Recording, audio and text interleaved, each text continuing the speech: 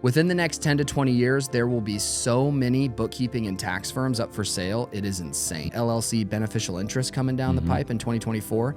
That is going to be such mayhem for business owners. We've shown auditors a letter that the client has written. We've showed them a calendar event on someone's calendar. And that's why you need somebody that understands the industry, is because think about a carpenter and someone that does OnlyFans. They're writing off stuff that's way different. You could do 100% financing, walk out, and take that entire thing as a deduction. Welcome back to another episode of the Austin Zaback Show. Today we have Matt Bontrager on the show, and I'm really excited to have you, Matt. I know that you've done a lot of really cool stuff. You're a certified public accountant, you're a guest speaker, managing partner of TrueBooks, which is really cool, right? And for people who aren't familiar with TrueBooks, maybe they're more familiar with Ryan Pineda. And you know, you are rocking and rolling, dude. You got TrueBooks up to 19 members, which is really cool. And you're actually working on a new project, which we're going to talk about here in a little while, where you're going to be helping other people do some of the things that you've learned how to do. And I'm just excited. It's an honor to have you here, and I'm ready to jump into it. Awesome, man. Thanks for having me. I'm pumped. Yeah, of course, dude. So let's back up and go back in time a little bit. I'm just curious, like, how in the heck did you end up where you're at right now, doing TrueBooks and being an accountant and doing that whole thing? Yeah, so I took the very typical route. So I played sports, was born and raised in Las Vegas, which I feel like we always say is like one of the 10 people everybody leaves. I stayed in school and just did accounting. I thought it was a safe route, very risk-adverse mindset. I got a really good job out of school. They always preach to go to the Big Four, one of the big accounting firms. So I landed that, kind of earned my stripes there. You're working 80 hours a week for a $40,000 salary kind of thing, just because the name on the resume. And then I left that firm and stayed in public accounting. So for accountants, you either choose to go industry and work like internally at a company, or you go public where you're working with a variety of clients. I always liked the change of pace. So after moving to a couple firms after, I would slowly start to build a book of business on the side. I knew I wanted to do my own thing. So I would land a couple people to do their tax returns, do their bookkeeping on the side. And then I saw Ryan one day. He was posting about real estate stuff, and he was looking for a bookkeeper. And I'm like, man, I could do this with my eyes closed. Super easy. So I DM'd him, and of course, probably didn't hear back, and then just stayed on top of it. And then tried to meet one time. It fell through. And then ended up meeting him and his sister, Noelle, who is his COO. And then we hit it off that first meeting. And then I was there to just do the bookkeeping, I thought. And then a few weeks in, they were like, okay, yeah, we need you to do the tax work too. And I'm like, okay, sure, I'll do the tax work as well. So this has to be late 2018.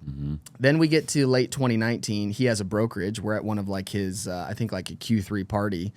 And I'm like, man, we should start a firm with this. You know, I'll run the business and you kind of drive the traffic. And of course, he was like, yeah, let's do it. So then I quit my job December of 2019. And then we started TrueBooks 2020. Wow. Yeah. And then the pandemic 3 months later. Yeah. That's a really cool story, dude. And the idea that like you just went after it, like you chased that goal, right? Yeah. You hit him up. And why did it fall through the first time you guys tried to meet? I think he was just busy, like, you know, just like normal stuff. And like he was running a fairly small operation in size as far as people goes, but a lot of deals, you know, a lot of flips for that size of, I guess, team. So, yeah. And then I mean, my mom has always said like the squeaky wheel gets the grease kind of thing. So I was just on top of it. At least, right, I had to get the no. Yeah. If you didn't want to do it, sure. But right, if it seemed like something was there, I just wanted to at least meet. And so we hit it off really well the first meeting. So what type of human being do you have to be like a bookkeeper, to be a numbers guy? Because I feel like what type of mindset or what type of I would be a terrible bookkeeper and accountant, right? Yeah. Like, were you born with that skill set of were you always like going back and looking at your childhood was like, would it relate to like math? Like, is that a subject that you?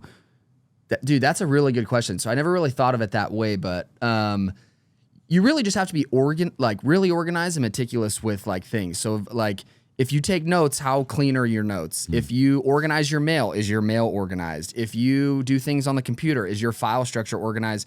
Do you log into your computer and have 8,000 documents saved to your desktop? That probably wouldn't be like a good bookkeeper. So I would just say you have to be really organized and want to keep things in order to be at least a good bookkeeper. But yeah, it's all organizational for sure. But there's no math. The math is not, a lot of people think accountants are really crazy with math, but we're not at all. I still whip out a calculator to calculate tips. Yeah. I can run it in my head, but yeah, I'm a calculator guy. So it's just organization. It is. It really is. Organization and rules is all accounting is. Because you want to make sure that someone else's P&L is in the same convention as someone else, right? If you're comparing P&Ls for how businesses are doing or something like that, you want to make sure that they're using the same methodologies. It would be weird if they were off. You know? Yeah. So it's understanding the rules and then just keeping things organized for sure. Yeah. Super interesting. So what happened then? Obviously, you had quit your job, right? And you said you quit your job in 2019? December of 2019. Okay.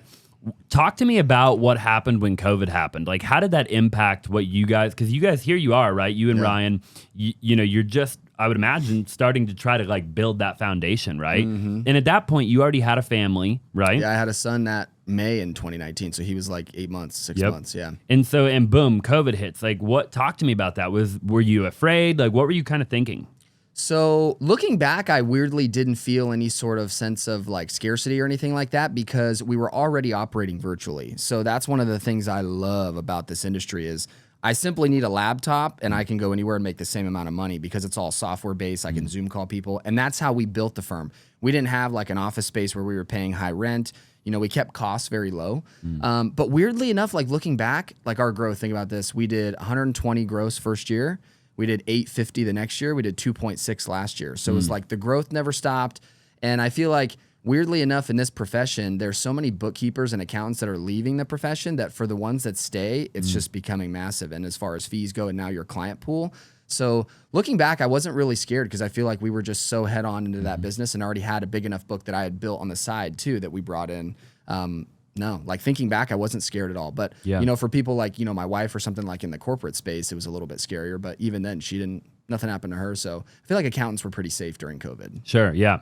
Talk to me about that process of scaling. You know, going from, what would you say you did the first year? Or that 120 growth. 120 growth, right? So 120 to 850? Yeah, 850 the next year. Massive jump. So just talk to me about that jump right there. What happened that got you from 120 to 850? I did all the work for the first like 6 to 8 months myself, which was looking back, like one of the biggest and toughest things that I learned was as an accountant, you're very risk adverse and you really penny pinch because you know the bottom line, you know your numbers better than anybody.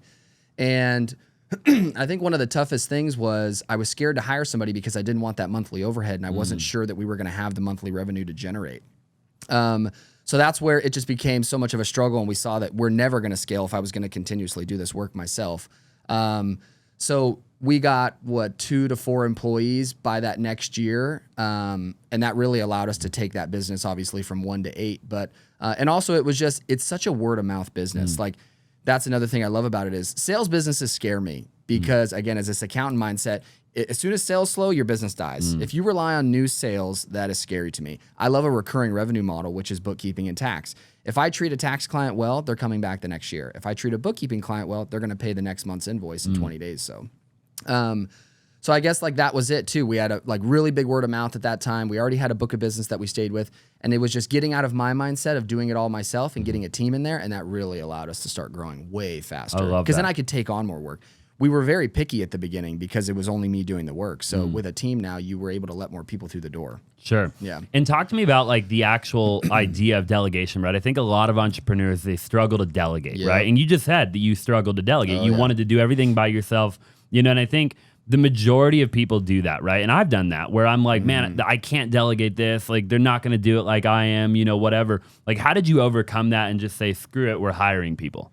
I think for me, it was I was facing a brick wall of seeing my revenue could not climb if I was doing it all myself. And I was stressed, right? I had a young kid at the time. I was married and I was still working full time. My wife's working full time. So that just puts more external stress on you to realize that something has to change to get your time back. So I would say before somebody gets to that level to where they're like, man, I clearly see my business will not grow unless I hire somebody, or I'm spending 80 hours a week here doing this kind of work. I look at it as simple as literally listing out everything in a bullet list and just slowly giving those things off to whether it's an admin or a new like junior bookkeeper or a tax preparer. But for me, at least, I had to learn the hard way. So it's like somebody's going to have to trust the process and think I need to start delegating now because I know it's better for the future. Because if they don't, they're going to do what probably me and you did, and they're just going to be faced with long hours or faced with their business is at a brick wall and will not grow, and then they're forced to do it like sort of on a whim, you know, start delegating things that maybe they shouldn't. So I would be more methodical about it and literally list out everything that you do on a day-to-day basis. What do you not like doing? What do you find you're good at? What are you not good at? And then just start to delegate those tasks. And then you get to do it at your pace. You don't have to, you know, be faced with a tough decision later. What were some of those initial roles that you ended up hiring? You talked about like a junior bookkeeper and like some other types of roles. What was that like initial role? Sales was one of our first roles because I was doing, somebody wanted to work with TrueBooks, they called me. They text my cell phone. They got a Calendly event for 10 minutes. And I was like, okay, this is not scalable. I'd end up having 15 calls a day. And then it's like, when are you going to do client work? Well, at 10 p.m. when everyone's down. So sales is one of the first things that we outsourced, at least had somebody do the initial call. Sure. I would still have that final call to like talk scope of work, but it just at least filter through the weeds kind of thing.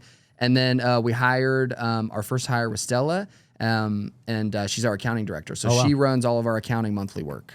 So, you know, someone signs on to us, they pay us $2,000 a month to do their bookkeeping. She manages those projects now. And that was the first person that I hired. Just because that's a little bit more ongoing work than tax, right? Tax, you send me your stuff, I do it once, we're kind of done until the next year. Sure. Accounting work, you're doing it monthly. So that was the first hire that we made. Do you prefer accounting or tax, like bookkeeping or tax? So we could go on for this for a while. So I think to be a really good accountant and tax person, you need to understand accounting. So when I left college, I started at the Big Four doing accounting work. And in Vegas, it's pretty cool because we were on the casinos. So we're doing cash counts in the cage at like 2 a.m., seeing millions in cash and stuff and poker chips. So, hey, real quick, I just want you to do me a huge favor. If you're enjoying the show and you're enjoying all the amazing guests that we've been having on lately, then do me a massive favor and smash the like button, drop a comment down below, and subscribe if you have not already. I would greatly appreciate it. It would mean the world to me, and we will be able to bring on a lot more big names if you help us out. Now let's get back to the show. I think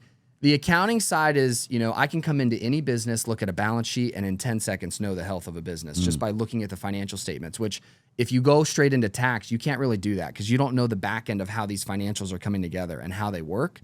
So I like that I was first in accounting, and then I liked tax because in accounting, you're an auditor. No one likes the auditor. When I come around, everybody's just kind of holding their clipboards close and they don't want to share anything that they don't have to.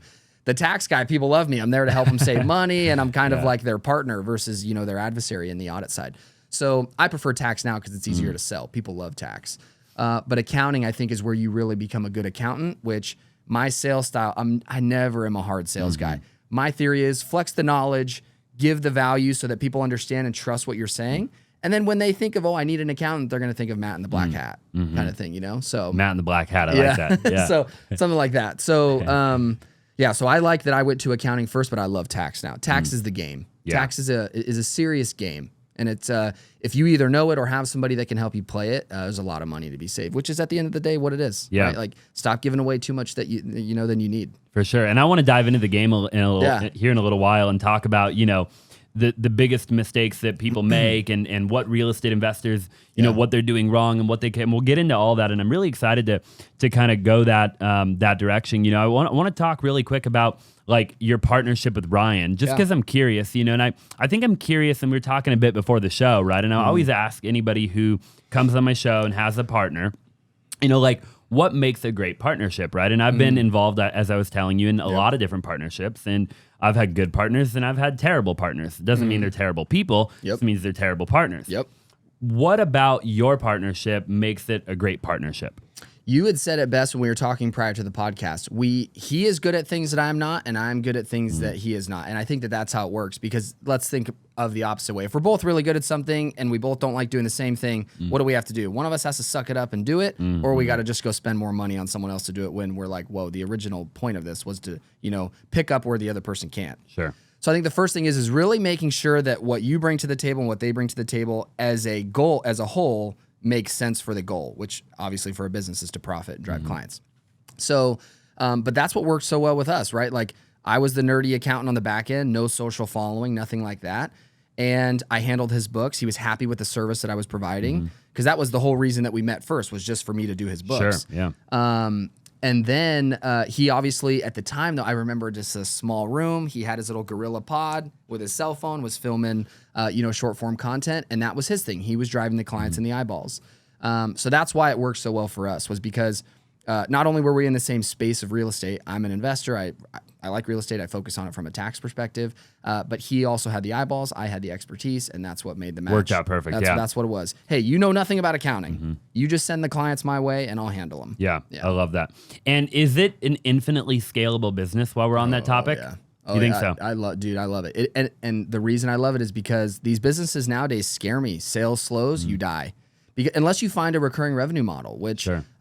Tax and accounting is there. And I was just, I love Cody Sanchez. Shout out to her. So I do too. The whole boring business thing. Somebody was just posting that like a rank of 10 businesses, I think accounting and bookkeeping was 6 because it's boring, but everyone needs it. The market is massive. I don't care if you're a hair salon, if you sell lemonade, if you get a 1099, you need a profit and loss statement. And most people are like, can I just send you my bank statements? And you're like, no. That's not how this works. So, I love it. It's very scalable. And right now, so I went to a conference to do CPE, right? We need like all the education credits per year. I was the youngest person in that room probably by 30 or 40 years. Wow. And when I was telling them how we run our firm, they were looking at me like I was an alien. So within the next 10 to 20 years, there will be so many bookkeeping and tax firms up for sale. It is insane. Really? Oh, because these old heads don't want to change their process. I get it. They're 5-10 years from retirement, 15 years. What are they going to do? They just ride it out and then end up selling the practice. So there's going to be a lot of movement in that industry here soon. What about I find that really interesting. What about what you're doing? Did they look at how you said the way that you run things and then you do things? What was so different than how they do it, where they were like, wow, that's crazy? Structure and price. So as an accountant, talk to anybody, the first thing that they hate about the industry is tracking time. So it's very normal that, hey, okay, we're going to do your tax return. My staff is billed out at 120 whatever an hour. When they do your tax return, they're literally every 6 minutes, they're letting the firm know what they worked on. So they have to track very specific time because they bill you per hour. We don't do any of that. So we're very fixed fee. You come to us for your tax return, we're going to scope it up front. We'll tell you what the fee is. We're done. They don't do that. So that's the structure of the business. And then another structure of the business is we service our products or services separately. They're very, come in to do your tax work. Oh, I notice your P&L is a mess. We're just going to do some accounting and still bill you hourly. We do not do that. You come in to do tax with us. If your books are a mess, we say, we can't do this. You got to go to our accounting department. We'll do it for you. It's just a separate engagement. So we're very strict on what we're doing for you. We just don't blend them together for like this hourly fee. Because most of the time they discount the hourly, they never get paid on it. We're very, okay, you need accounting? That's $1,000. We'll clean that. Then we'll do your tax. And then fees, they're just charging so low. For like, to be honest, if you came to our firm, we'll charge you $2,000 for something that they'll charge you $600, but it's wrong. So it's also, you're getting less quality and they're doing it way cheaper. Yeah. And I've actually experienced that as an entrepreneur. Probably, yeah, for many sure. times. I'm sure you've used a few accountants in your time. For sure. Exactly. So this year, I'm looking for a new accountant, like straight up, because last year, like, dude, I paid way more money than I should have paid. Way more money than I should have paid. And because you're obviously in the business, so you probably talk to some other CPAs, right? Yeah. Like, we're younger, we want to know more information. Think about it. If they're in their 40s and their 50s, they don't focus on accounting, they're not talking about it, how much money they're overpaying and they don't even know it. Wild. It's insane. I can't even imagine, And that's the hardest part is if a young guy came into one of their firms and was like, hey, I want to buy you out. It's great. It's easy. And the payout models are best too, because you don't owe them the money up front. It's all this waterfall over so many years because the retention, if I buy a book of $100,000 worth of clients and I pay them $110,000, little markup, I don't pay them 110 right away. I'll probably give them 25 down, and then I pay them as their clients recur with me. So if they don't stay, I don't even owe them. So the buyout model is great, but the problem will be is a young guy coming into me, like me, and I go, hey, you're not going to come to my office. I'm going to Zoom you. That's where you'll have a big client drop off. But then again, you don't really want those clients. So sure, yeah. You're just kind of cherry picking. So most of your business is and on the consumer client side and on the employee side, is it mostly virtual? We're all virtual. All virtual. So we have, right under 20 employees. I just sent out 2 offer letters, so we might be at 20 now. So we got, most of us are in Vegas. We have California, Oklahoma, Texas, South Carolina. We got a few states now, We're all virtual. All virtual. I love that. And I think that to your point, though, that if you were to go buy, people's, bookkeeping business or whatever, like, people are going to adapt to the idea of just doing a Zoom call. Yep. Right? I think they already are, Oh, yeah. I mean, dude, if it wasn't for the types of companies that we ran and the sheer fact that I love being in an office every day, like, we wouldn't have an office. And now, so lately I've been in the office. We've had a tax meeting where we went in office, and now I honestly just like that miss it because I feel like, so I'm a huge fan of working from home. Everybody that rags on it, I'm like, boo-hoo. I still think it's a great model. But now, like, going back in office, you are way more productive in an office. 1,000,000%. People move faster. The conversations occur quicker. Like, I don't care if you think that you're productive over Slack. You're not. You are, but you're not to the level that you would be in an office. No. So I almost miss it a little bit now. Yeah. We have 70 people in our office every day, 65 probably. And you want to do better when you're around people. You don't see anybody when you're sitting in your office at home or your living room couch, So, the environment, I'm swaying back to where I want more of the office and this virtual environment instead of 100% virtual. Sure. For sure. Yeah. Yeah, but again, you are in an industry where it is so simple to do it from home too. So where like our industry, like we need to be in an office more heavily than I think somebody like you technically, right? Oh, yeah. But I agree with you in the sheer fact that, I mean, any industry could theoretically be virtual. It's just that, yeah, to your point, you're going to make a lot more money if you're in the office, in my opinion, you know? Oh, yeah. My favorite one is when I'm getting a haircut. I sit next to my boy John, and I'm like, John, you only make money if you're standing 2 feet from my head. It kills me because it's like that. Unless, right, he gets an office now and gets seats where he has other people come in to cut hair. So now I think about things so differently as to where like that's the ultimate leverage. I could honestly run my business from my phone at this point. Sure. So, yeah, it's what I think about now, the next 10, 20 years, what kind of business people are going to be in. Yeah. Do you have the ability to move around? Talk to me about some of the mistakes that real estate investors in particular make when they're going to do their taxes, their bookkeeping or whatever. Dude, the number one is honestly bookkeeping itself. People come to me and they want to know like the sexy tax strategy and all this, which there is. There's a lot of slick stuff you can do to save some serious money and credits out there. One, you got to work with somebody that's reputable, obviously. But the number one thing, dude, is bookkeeping. Because think about it. If you're in the 30% tax bracket and you miss $1, that's 30 cents extra that you're paying.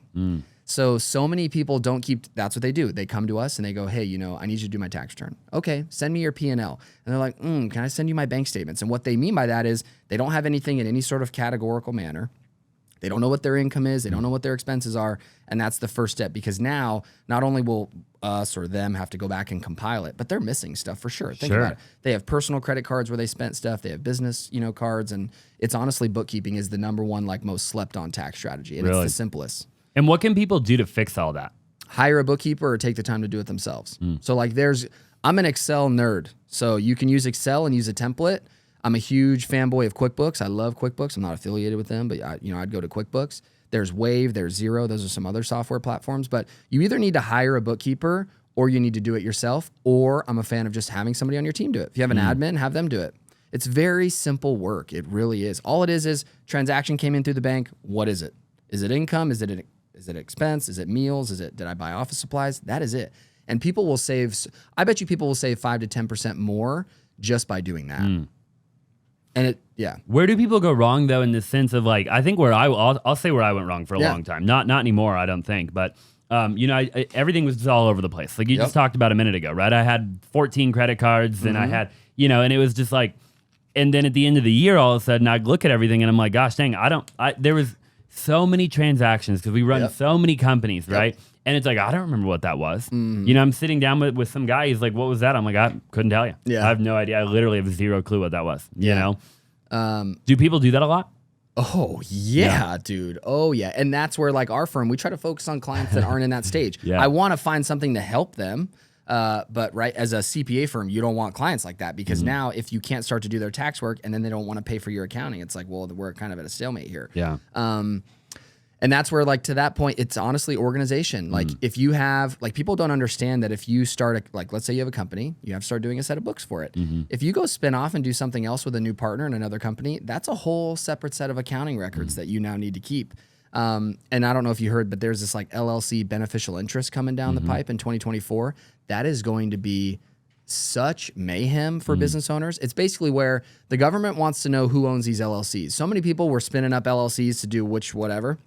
And now you have to file these beneficial interest forms, letting them know who owns it. And there's serious penalties and stuff for that. And it's just, look at what it's showing you. It goes all back to organization. So I think like the number one spot that people mess up on, whether you're in real estate, more so real estate, we know because you just have stuff scattered everywhere, is organization. Like start with a good file structure on your computer. You know, here's my LLC documents when I set it up. Here's my bank statements, stuff like that. Because then if you need to work with an accountant, at least you're finding the documents easier. Right. You hire a bookkeeper, everything's in order that you can at least just give them. You're not, this is what's very common. Hey, I need you to do my books. Great.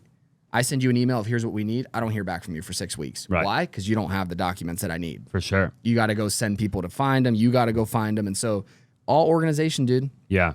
Hey, really quick, I'm sure you already know, but I've done over 2,500 wholesale deals in my career, and me and my team consistently do anywhere from 1 to 2 wholesale deals a day. If you're looking to get better at wholesaling, or maybe you're brand new, you've never wholesaled a deal, I would actually love to coach you. I would love to mentor you, and I would love for you to be a part of our education program. All you have to do is go to www.flippinsimple.com, or you can find a link in the description down below and book a strategy session with my team to see if you would be a good fit for our coaching program. Again, this is our exact strategy and formula of how we are actually able to go out every single day and do anywhere from 1 to 2 wholesale deals a day. Nobody's talking about what we're doing, and I really look forward to coaching you and mentoring you.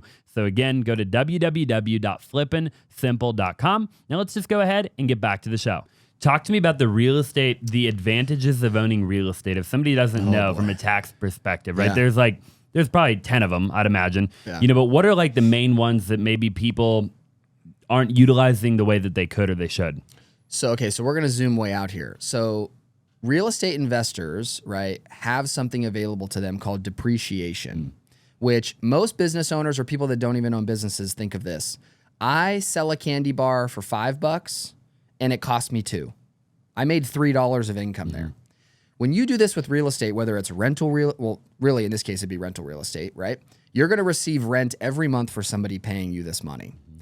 You now, since you bought that building, but let's keep in mind when you bought that building, you didn't pay cash for it. You maybe put 10, 20% down or less, and then you leveraged and took financing for the rest. Even though you only put, let's say, $100,000 down on $1 million building, you could end up getting like a $300,000 to $500,000 deduction in the first year for this building. For you accountants out there, if you watch this, don't quote me on that, but you know that it's somewhere in that range. Yep. And so think about that. If I'm only receiving $50,000 of income and I have a huge expense line item for $300,000, I just lost $250,000 on paper, which is great to the government. Right. I technically owe no tax, but that property likely still cash flowed for me, right? You're never going to buy a deal that won't cash flow for you. So at the end of the day, real estate investors using accountants that don't understand real estate, it's literally killing you. For sure. Because you're not maximizing the deductions that are available to you. And so, cool, you're cash flowing, but you're still paying way more tax than you should have. There's likely a scenario where you're cash flowing and you're showing a loss on paper. And that's really the secret sauce there. It's like you just need somebody that's specialized in that industry. Another thing that people don't do is they'll reach out to an accountant and not vet them. Like interview your accountant and ask if they know what you're doing. Do you understand wholesaling? Do you understand? Because that's most of our businesses, people come to us and they're like, yeah, my accountant has no clue what this is. I talk to them about depreciation and they're just like, yeah, you take it over 27 years. I'm like, right. There's so much more to that. So for sure. Finding somebody that understands your space is so important, which you probably had to go through too. We did. We're still going through it, I think. As we scale, as we get bigger, I've had accountants like our accountant that did it, like I said, it did everything last year. They were really good at a time in my career, right? And then now either we just got big enough to where they are not good anymore or they fell off a cliff. I don't know. But they're they're no longer any good. I don't like them, and we're going to move on, and so you just said something about 27 years depreciating an asset, right? Talk to me. I'd imagine you're referring to cost segregation, forced depreciation, right? Talk to me a bit about that. So back to that concept of, I bought a property. I only put, $100,000 down. It was $1 million.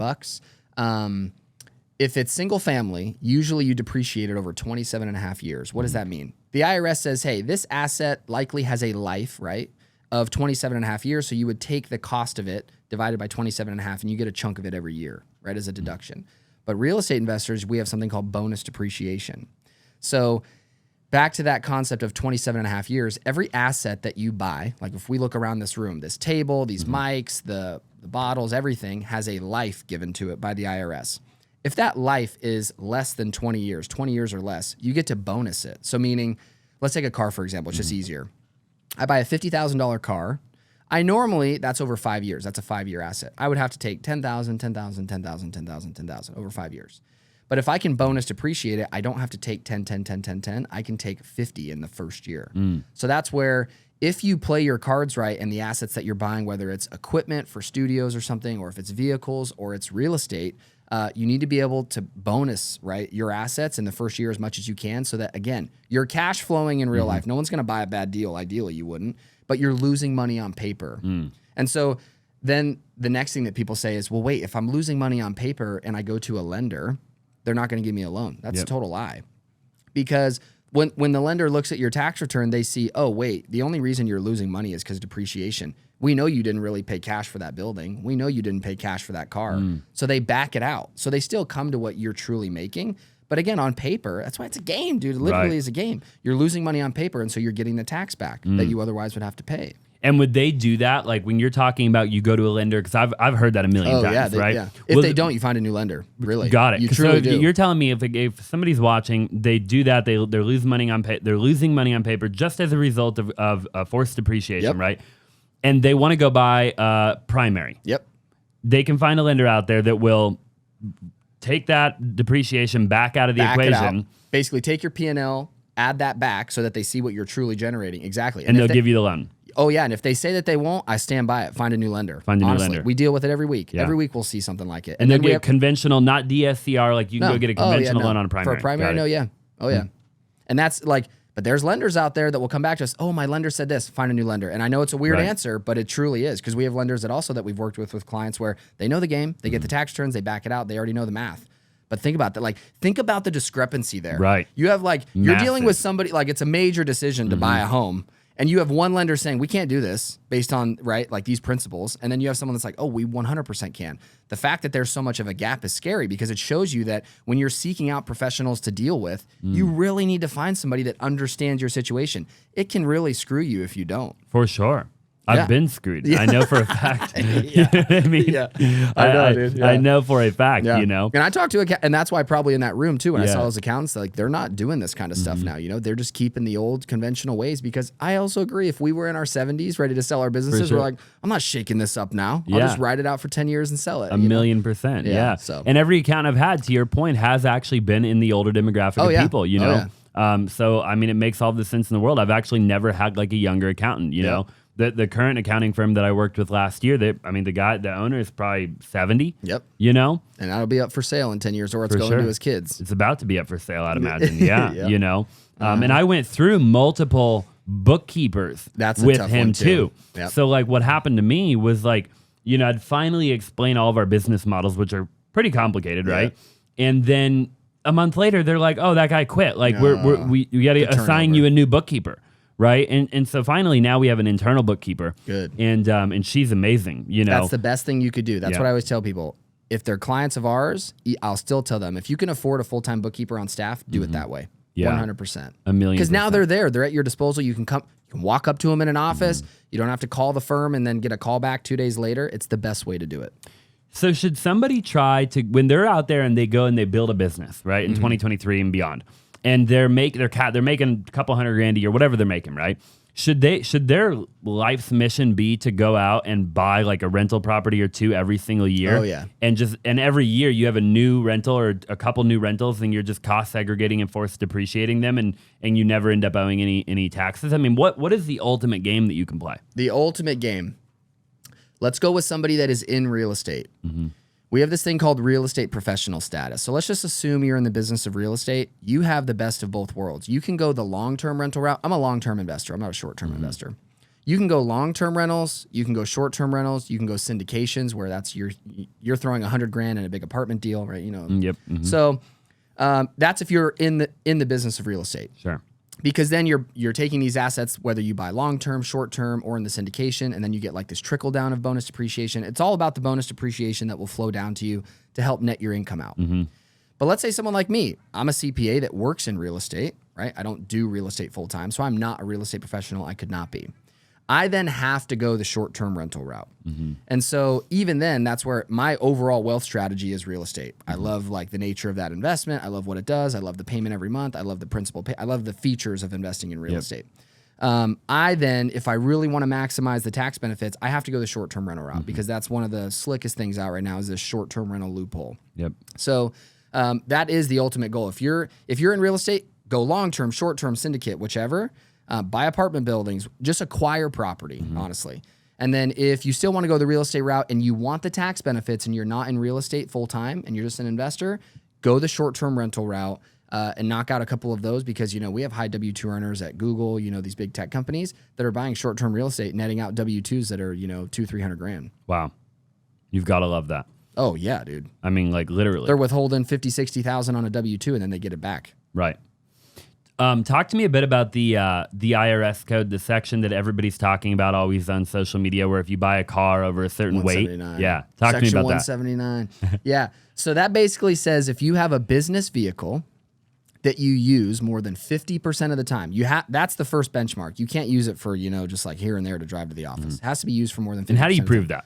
If I came to you and I was an IRS auditor, I would say, show me a mileage log. That's honestly what I would ask. So like an app, nobody's going to be able to provide that in today's day and age. Or you'd use an app like MileIQ. Sure, which I've used before. Yeah, exactly. So you'd use something like that. And that's another thing. People get very tripped up as to what an auditor would ask for. When I'm like, dude, we've shown auditors a letter that the client has written. We've showed them a calendar event on someone's calendar.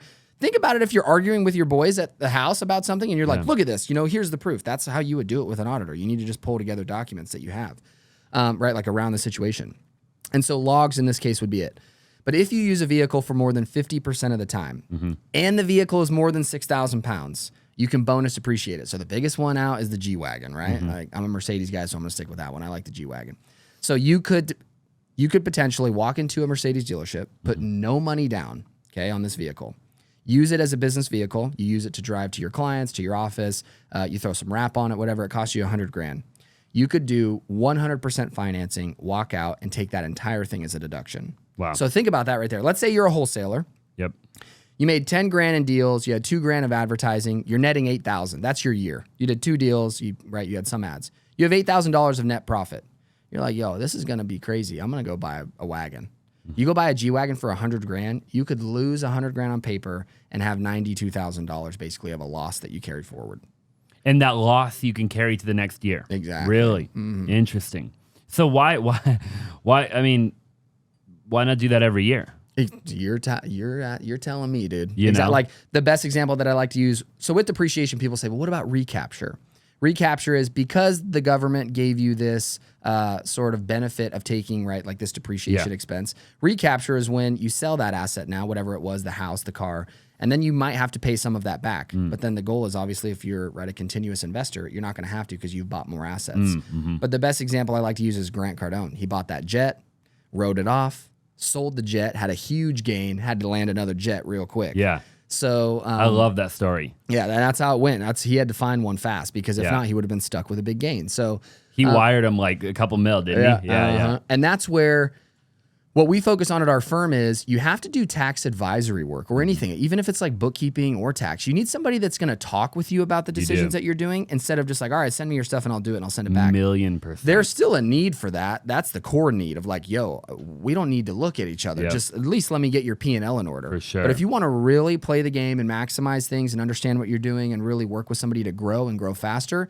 you have to have the advising piece. Dude, you have to, bro. I have to be able to call somebody right before I'm about to do something. Yep. And say, dude, my stuff. You see my books all the time. I'm about to go do this over here. I need you to make sure can I do that, right? Can I? Does it make sense? Right. What does it look like in 5 years if I do this? I'm going to buy this and if I sell it, what happens? Yeah, exactly. And that's where I think a lot of those firm owners in that conference that I was at, they don't do that. They don't offer that as a separate service. We're very strict at our firm. Like, we'll do just the grunt work for you. That's great. It's needed. But if you want to talk to somebody and have that time, we're going to bill you for it. And that's where most firms don't try and do that. I wonder why not. They just don't. They just do the transactional work. That's it. And when so many people want the you'll pay. It's like you'll pay for the conversations. I just need them. And that's a problem now with firms too. You write them and you don't hear back for 2 weeks. Sure, yeah. What is something that people continuously think they can write off and they actually can't in today's society? Like clothes. Like I've heard a lot about like clothes. Because you see marketers out there, right? Like for me, for example, let's just say I just bought a $250,000 boat, okay? Sick. And pretty dope boat. It was really like $400,000 by the time I bought the slip and the lift and all the crap, right? And I was telling my partner the other day, I was like, dude, we should just like throw a mastermind on the boat like every so often and just write the whole thing off. Like, could I do that?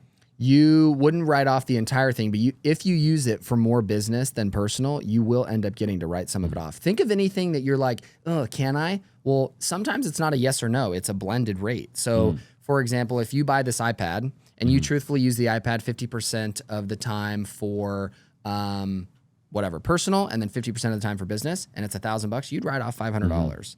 So sometimes there's that blend to where you can take part of it and not all of it. But one of the other things is golf memberships are not deductible. People think they are. Really? Clothing, people think is just no matter what, I can wear it on one podcast, which here's the real answer. Are you going to get caught with it? No. It's just going to be a number buried in your P&L. But if you were flagged for audit because something was high and it stuck out, and then you had to send that auditor, hey, here's what makes up my uniform expense. It was a couple Cuts t-shirts, whatever, something or like that. Gucci, or Exactly. And then it didn't have your branding on it. You didn't wear it at a specific large event that you threw or something like that. If it had no real business tie, they'll throw it out. Yeah. Interesting. It has to have a true. So there's two things to keep in mind with any deduction. Is it ordinary and necessary? So is it ordinary that someone else in this business would buy this? And then is it necessary for me to produce revenue? That boat. Technically, no, but if you're throwing a mastermind on a boat, I'd say a boat is pretty necessary if you're advertising a mastermind on a boat. Yeah. You need a boat. Right. A million percent. Exactly. Yeah. But doesn't it start to get into the gray area in 2023 now with all of the influencers out there? Right? Isn't it just a big gray area? When you think of ordinary and necessary, It changes. That world is changing now, because now we live in a world where people are buying Lamborghinis that probably are ordinary and necessary in that world, in that arena, right? Because they're using them on social media and it's social proof and blah, blah, blah, blah, blah, right? So like, is the IRS ever going to change the way they look at things? As of now, no. And that's why you need somebody that understands the industry, is because think about a carpenter and someone that does OnlyFans. They're writing off stuff that's way different. Hammer, nails, Dickies pants, carpet, computer, camera, phones, software platforms, they're completely different. And so again, it goes back to, you go to an accountant that deals with carpenters, they're going to look at that person like, I'm not letting you write off any of this, because at the end of the day, our names go on the tax return. So they can say, hey, I'm not going to sign it. So that's where, again, coming back to, you need somebody that focuses in that space, because if you come to us, we deal with small business, content creation, real estate, we understand what is allowed. They just think that, it's not in the nature of a contractor or someone like that, so you can't. But that's why you are right. There's millions of things that you can deduct. Sure. It just depends on what you're doing. Does it make sense for what you're doing in business? Yeah. What is the repercussion of an accountant? I actually didn't know that your names go on it and everything. Oh, yeah. So if somebody gets audited, like if I were to get audited and you did my books, what happens to you? Likely nothing, which is also kind of the cool part. Unless I had gross negligence on my part, then I can get penalized too, criminally. There's been a few accountants that have recently gone to jail. I follow that pretty. Oh yeah. So one of the biggest things is, as an accountant, we can run payroll. So one of the best things to offer as a bookkeeper is you run a client's payroll. So, hey, not only will I do your books, but I'll pay your employees, right? I'll run your payroll. You can collect payroll taxes like you probably have for your employees here. We do. And then I would have to remit it to the IRS. There's been accountants that just never remit it. So they'll collect the payroll tax and keep it and just go spend it. Right. And then eventually go to jail. Exactly. You'll get locked up for sure. But most of the time, though, if you take $100 as an expense, you get audited, it doesn't work, then they would just basically throw that out, and then you'd have to pay the additional tax on it. And then if you have a substantial understatement, then there's a 50% penalty on what the tax was. Yeah. Yeah, gross negligence. I never even thought about that. Oh, yeah. That's why we carry such high insurance. And that's why also, if we don't agree on something, I'll just say, hey, man, I'm not going to sign it. We're not going to do the work. Yeah, for sure, which is good. Yeah, you have to have, discernment. Yeah. And know when to walk away. Yeah, you know what I mean? Yeah. Talk to me a bit about, you guys are about to launch, a coaching program, right? And talk to me a bit about your vision with that and what kind of your goals are with all of that. So what it is after being in this business, our bookkeeping practice will probably do a little bit shy of $1 million this year. And like I said, it's one of my favorite aspects of the business, because as a nerdy accountant, I understand the need for it when clients don't. So being that we've ran a business now for this long, it's time to show people how to do it and how that they can do it at a small scale and still make a substantial amount of income. So what it is teaching people to build a bookkeeping business on their own. And what was the other question? That was it. What are you going to do with it? And I love that you answered it like that. So you're actually going to take people. Now, what is the process of becoming certified or licensed? What do you have to go through? What does Matt have to do every year? You talked about continuing education, right? What does that look like? So as a CPA, a certified public accountant, I am licensed with the State Accountancy Board. I have to do CPA every year. But dude, to do taxes or bookkeeping, you don't have to be certified. Really? Zero. It's really a knowledge-based industry. I was going to say hair, but I feel like hair, you are certified. But it's one of those things that you don't need a certification to offer it as a service. Hey, real quick, I don't know if you know, but I actually wholesale real estate nationwide, and I have buyers all over the nation looking for incredible deals. So if you're a wholesaler and you locked up a deal and you're struggling to find a buyer, I would love to partner with you up on it, and I would love to help you sell it. All you have to do is text me 480-418-5339 and just let me know that you have a deal that you need help selling. Again, the phone number is 480-418-5339. Let me know that you have a deal, you want me to bring a buyer. Somebody on my team will reach out to you right away and we will help you get it sold. Now let's just go ahead and get back to the show. Wow. And so that's anybody can do it. Anybody can do it. And that's another thing that people think is there's this huge barrier to entry, but there's not. I think if you're accountant minded like me, your first big worry is, oh, how am I going to find clients? Hence where Ryan came in. And so that's where, but that's even easier too than people think. It's such a snowball business that I think if you grew a business to, let's say, $500,000, you could do no marketing and your business will grow 30% year over year with no marketing because of word of mouth. You know, if you don't like your past accountants, but the second you find one that you do like, I'm going to refer them to everybody. When somebody asks you, oh, who's your accountant, you're going to tell them. And so that's where if you build enough, like a good client base and you worry about servicing your first couple clients right and not worry about churn. Don't churn through your clients. Take the time to get to know them up front. Is this a fit? Service them the right way. Oh, it'll feed you for a lifetime. Wow. Yeah. So I'd imagine too, in a lot of what what is it going to be called, by the way, the program? So it's called Bookkeeping Blueprint. I love that. Yeah. Good name. Simple. So in Bookkeeping Blueprint, are you also going to take the Cody Sanchez approach at all anywhere in there and show people how to potentially even go out and buy somebody else's practice? Have you thought about that? Teaching people how to do that? We've taught a little bit about that, but haven't taught that part. That would probably be in some sort of next version of it. This is really focused on, hey, if you're a bookkeeper already, let me show you how to scale the business somewhat and now get the systems and processes around it. Or if you're somebody that's never done bookkeeping, you want a career change, you want to go virtual, you want to work remote, here is a new industry that you can do that with. Got it. Yeah. Why would somebody go become a certified public accountant if they don't have to? Dude, such a good question. So it's really just shoved down your throat in school to be a CPA. And all that really allows us to do is, so any public company, Amazon, Google, they are required, since they're public, to issue financial statements to the public. A CPA has to come in, usually a firm, will come in and review those, test them, make sure that the numbers are accurate, and then they sign off saying, hey, these are free of material misstatement. Or they'll say, hey, these are not free, these are kind of jacked up. Whatever the opinion is what we call it. For you to give an opinion in public on financial statements, you have to be a CPA. So that's really all my license allows me to do. I don't need my license to do my tax returns. I don't need my license to be a bookkeeper. It's just... now, at this point, it's a flex of knowledge. People think, oh, I only want to deal with a CPA, when in reality, we kind of chuckle on the back end because I'm like, think about it. I was a CPA that didn't know anything about tax. When I was at Deloitte, people would come up to me and be like, hey, ask me these tax questions. I'm like, dude, I'm an auditor. I know nothing about what you're saying. So you don't need to be a CPA. It really just is if you want to pursue the career, this sort of career path more than you could. You mentioned taking a public opinion. Would this classify as taking a public opinion? Oh, no. So what a public opinion looks like is a letter. It's basically about a page, and then it has just standard language, and it says, usually, if you've passed the audit, free of material misstatement. We could pull one up for Amazon. It'll say the same thing. And then there's just a CPA signature at the bottom, usually a partner at a firm. And that signature it's assurance level work is what we call it. For me I'm allowed now in the public eye to give assurance over people's financials. If you're not a CPA, you cannot do that. Interesting. So you hear so many YouTubers and stuff though, like Graham Stephan or Pineda or whoever, right? That they're, in their video, if they start going down a rabbit hole and talking about anything tax related, they'll do a little disclaimer. They're go talk to an accountant, Oh yeah. So technically they don't need to do that. Or I mean, why?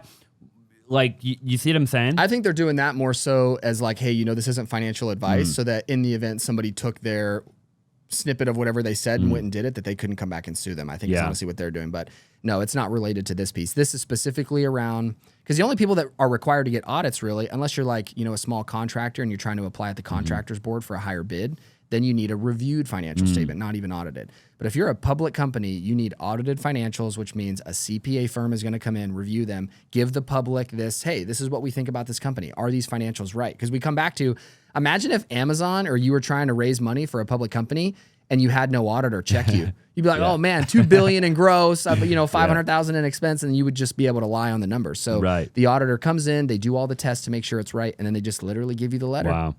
And that's all it allows me to do. So that's why I laugh. I don't even use my license now for what it is. Yeah. So we do no audit work. How long have you been building the blueprint? That's been probably 8 months now on the Yeah. back end. And then, just had the release. So it's so like how I think what success for me looks like here, right? When you asked was seeing somebody land their first client, which we already have, which has been nuts for me. Because when I first started, one of the biggest things that I had as far as a fear was finding clients. As an accountant, you're like, oh man, I know how to do the work, but how am I going to find the eyeballs? Like, Sure. who needs You're this? not a marketer. Yeah. Exactly. You're not a marketer at all or sales. And so now seeing people that are already getting this snowball effect of after, talking to one or two people is nuts for me to see. I love that, That's dude. the cool part. Which is really cool, man. It is. There's nothing like being, mastering a skill and then becoming a coach, right? And the feeling that you get when you see other people win. Yeah. Like, I'm starting to play that or in that arena right now too. And I've obviously coached a lot of people over the years, like internally, but now I'm starting to play in that arena, like on a nationwide level, right? And to see people in other states just crushing is so cool to see, dude. That's a very new feeling for me. So I think we're riding that train together. Yeah. That's awesome. I love that. Yeah. What is a goal of yours, with, like TrueBooks and everything? Like, I know that you guys are going to obviously smash it out of the park in 2023, but like, say like 2025 and beyond, maybe even like 2030, like 5-10 years, where do you see that company being, or where do you see yourself being? So TrueBooks, I could see it being 50 to 80 employees doing 10 to 15 million a year. I'd like to keep that around for the next 20, 30 years. That's my baby. And then Bookkeeping Blueprint, I think right now getting people started into that business and seeing people grow their businesses and then taking it to a level to where, hey, like I said, my business will probably do a little bit under $1 million, probably over $1 million next year just for bookkeeping. So then teaching people the next level of, hey, you've now grown a business solo to $250,000 a year and you're working less than 40 hours a week. Let me show you how you can make $500,000 with a team of 3 or 4, or if you really want to scale it to a team of 10 to 20. So showing people the next factor, which is scaling, because I feel like as you've learned too, it's easy to start. The best TikTok that I ever saw, I'm rarely on TikTok, but it was a guy talking about business owners and how when you run a business, and I think you started more companies than I have, so you would know this too. When you start a company and it's just, a few people, you're like a Porsche on the road. You can turn quick, you can pivot quick. But then as you start to grow, it's like you're driving a bus and it takes a lot more time to get people to buy into process and all of that. So I think people showing that next phase that I'm now learning after having 20 employees of, hey, let me show you how to make a quick 250 just off a new skill and really how to monetize it because it is that easy, low barrier to entry. But now it's like, okay, you really enjoy this. Let me show you how to scale it to an actual business and a team would be the next phase. But again, like if you've looked at my path, it's slow growth. I want to confirm what I'm doing, like I never want to have that imposter syndrome. I want to be like you know how to do every which way of a real estate transaction. I know every which way of, tax and accounting. And so learning the knowledge first and now teaching people how to, I guess apply that to their own business. Which is really the right way to do it, right? It is. It's which we've seen people do it the opposite, and it's sad. And it's really sad for the people that buy into it. But and the industry as a whole. It does. It hurts the whole industry. Coaching for sure. in general, like seeing coaches that shouldn't be coaches. Exactly. Because they're just trying to make money, right? When my opinion is it should just be icing on the cake. Right. Like for me and for you, when I mentor, like, dude, our businesses crush it, right? And they'll just continue to get bigger and bigger and bigger over time, and I'll start more and more and more over time, right? Yeah. Coaching is just icing on the cake. Like, and I get to help people in the process. It's truly just a win-win, right? Yeah. I almost think that a coaching business shouldn't be your main source of revenue. No. At some point, right? Like you should have or at least have had an exit on a business that you're like, oh man, I've done this a few times. Let me show you how to do it now. Because then I feel like the proof is in the pudding. You're dealing with somebody that understands what you're going through to the max. I couldn't agree more. Yeah. No, really, really well put too. So props to us for doing it. Yeah, right, I love that, dude. I want to finish a podcast by going personal just for a minute. Just I'm always curious. I feel like me and you kind of had the same upbringings too. Yeah. You're we were talking a bit before the show, right? I got engaged in December. Yep. And I'm 28. She's 34. Love it. And you were saying that you're 31, right? Wife's She's 36. 36. Okay, so 5 years. I think I'm 6 or 7. 6 yeah, or something like 7 that. years, yeah. Anyways, talk to me about your relationship, and then also like how does it all? Obviously you're scaling a company, right? And I know firsthand that scaling a company can take a lot of time. Yeah. A lot of energy.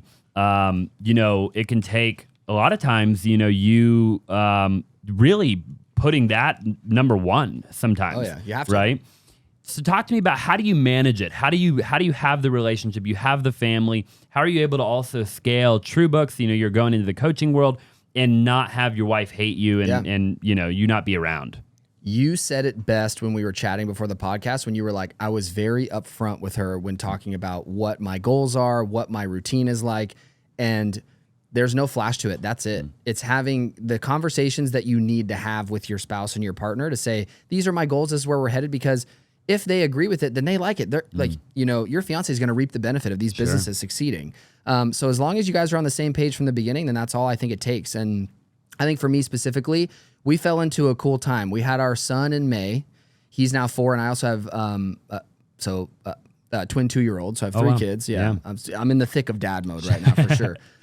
So we had him in May, and then COVID hit the next year. So we weirdly got to spend a lot of time with him being at home because we both worked from home at that point. And my wife is the type to where now after COVID, she's not going back to the office. She loves it. Her job is truly remote, rarely needs to really talk to people. If she does, it's phone call. So she's the type where, hey, what about coming back to the office? She's like, no, I'll quit. I'm not doing it. I'm here. What does she do? So she is a SOX compliance manager. So weirdly enough, remember, so have you heard of the whole scandal with Enron? Yeah. So Enron went bankrupt or basically went public and then, obviously bankrupt because their financials were a mess and they were lying about everything that was going on. Sarbanes-Oxley was the rule that came in to where now public companies have to have internal controls. She is the one that writes internal controls then the auditors test it.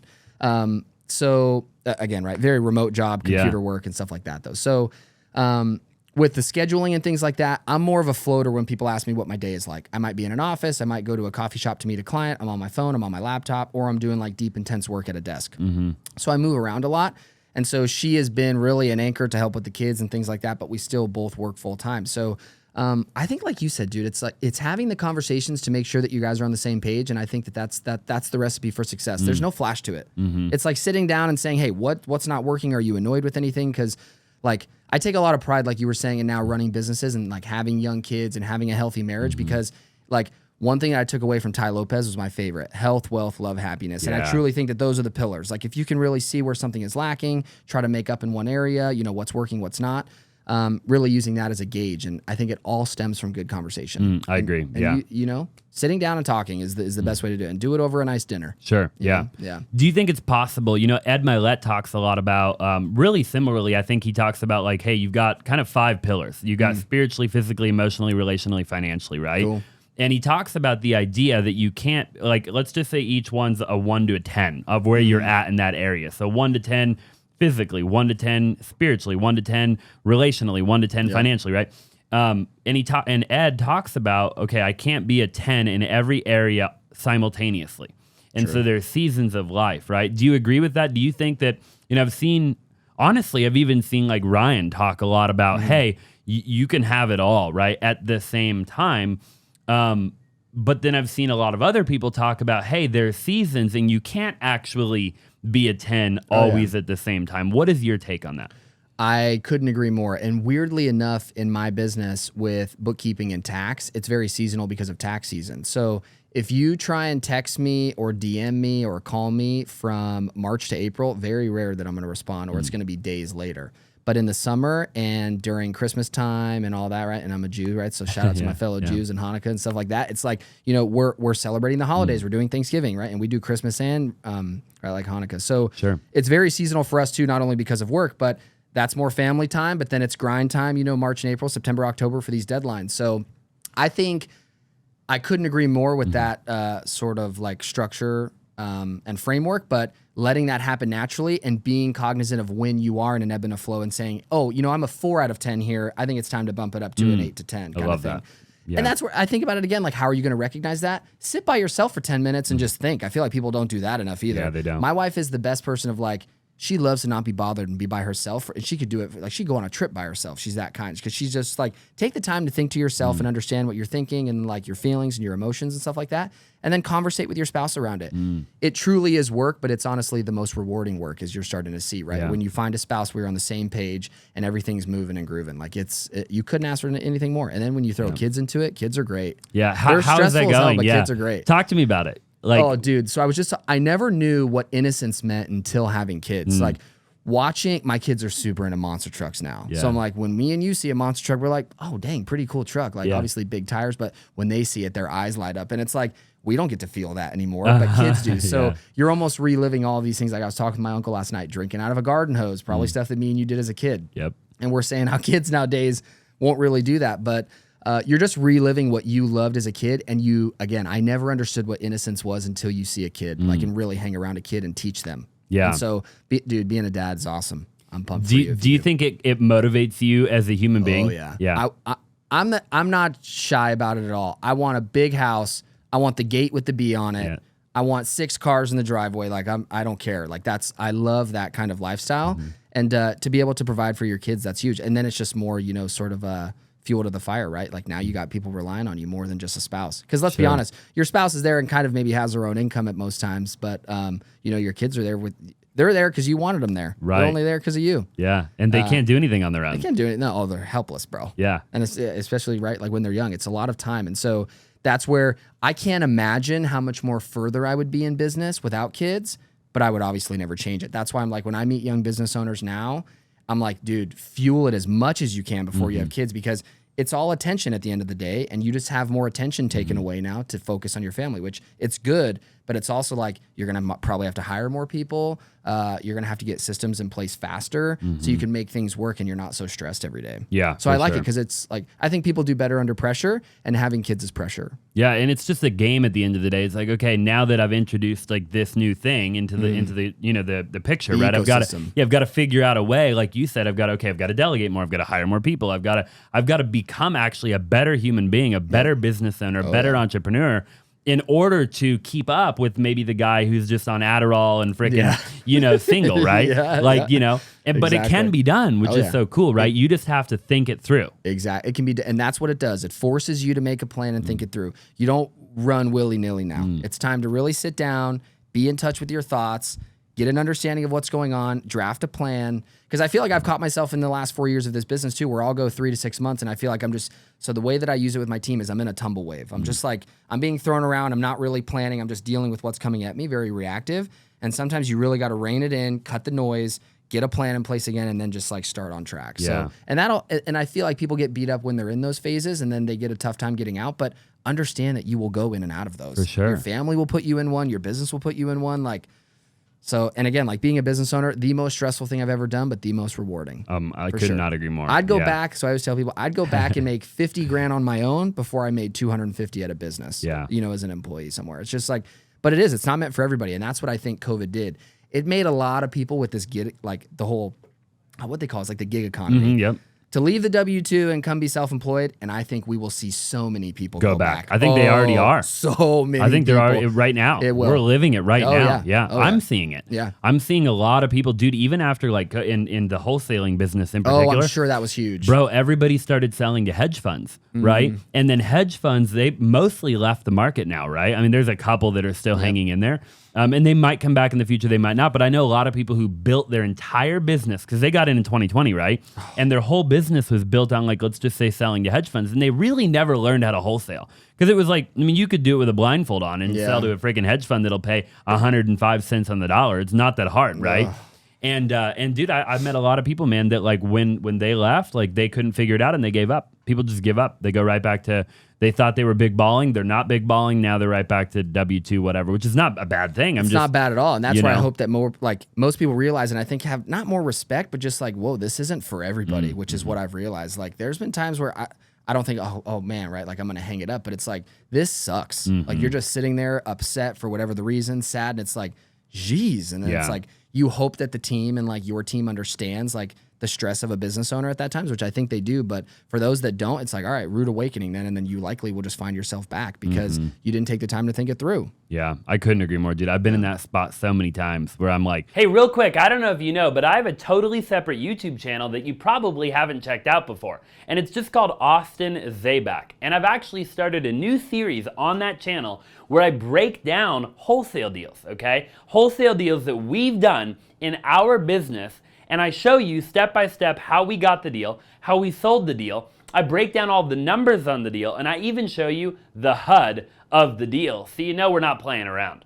Now, I don't know how long you've been following me, but I do anywhere from 1 to 2 wholesale deals every single day. And my goal is to get to 100 deal breakdowns on that YouTube channel. So definitely, if you haven't already, go check it out. I'll link it down in the description below. And without further ado, let's just go ahead and get back to the show. You know, it is a roller coaster. You know, you have to know that going into business ownership and entrepreneurship, right? Like you're gonna be at the highest of highs, and then you're gonna be at the lowest of lows. And to be honest, dude, of everybody that I see online, I got to give you credit, as you're probably top 1, 2, 3 guys to do that. I've seen you do different industries, and I've seen like you. I can't imagine the change that you've had to go through going through these industries and businesses, and just the stress. Like I've only done one business for 4 years. You're a veteran at this content and this business stuff. So kudos to you, dude. Because I know that there's things that are coming down the pipe where for me, I'm going to be more stressed. But again, you always just got to look at the reward, and that's where your kids just fuel it. So, family and friends are everything. They are. Sure. Yeah. I'm learning that as I get older too. You know, money's great, but money's great. Money can solve a lot of problems. It can't solve every problem. I've learned that, right? It definitely doesn't make you happy. I've been pissed off in a Lamborghini a bunch of times. You're truly fulfilled when you're giving and you're serving. You know, I've been on 3 mission trips now, and every mission trip that I go on, you know, I come back and I'm a completely different human being every time. You know, because it just dawns on me that if I was a homeless person in the U.S., I'm in the top 1% of the world. Oh yeah, right. And so then you start to look at your problems a little differently, right? And I'm at that point now where, you know, we run, I don't even know how many companies we have right now, 7 or 8 companies. I was gonna say it sounded like at least 7 when we were out there. And things happen every day, dude. Like every day, every single hour. I mean, since we've been in here, I guarantee you a deal's gone sideways. You know, and I've learned just to I'm big chilling. Yep. You know, I just don't care anymore. It just doesn't bother me. That's awesome. You can't phase me. You know, you could slap a lawsuit right there, and I'm just like, cool. We'll figure it out like we always have. You know, it doesn't matter. That's huge. I had one of the biggest things that really got to me was like employees quitting, and the last one. So I've had 3, but one. The last one, I got this initial gut reaction of but then I kind of started to have that thought of well, it's just something you got to deal with. And I was really happy with it, because I feel like the more you can become seasoned to that stuff in life, whether it is work or business or family, the better. Just stay level-headed and think it. Because you got to think it through. The complaining is all right, but at the end of the day, you're going to be forced to think it through. So much of it is just a mental game. Oh, yeah. You know? Yeah. The whole thing, I literally wake up every day and I think about that all the time. I'm like, man, really everything we do in life is just a mental game. So much. You know, like how mentally tough am I? Can I get through it, right? Oh, yeah. Yeah, I love that, man. Well, in conclusion here, my final question for you is, and this is kind of I guess maybe something you might have to think about for a split second, but you know, it could be as it relates to anything, right? Business, relationships, family, faith, whatever. But if you could tell the whole world anything, but it could be one thing, like on a billboard, let's just say 7.8 billion people could hear one thing that you would maybe advise them to do, give people some sort of thing to live by or a piece of advice, something you've learned in 31 years of being here on Earth, what would that be? That's good, dude. That's such a good question to end with. I'm like, let me think about this.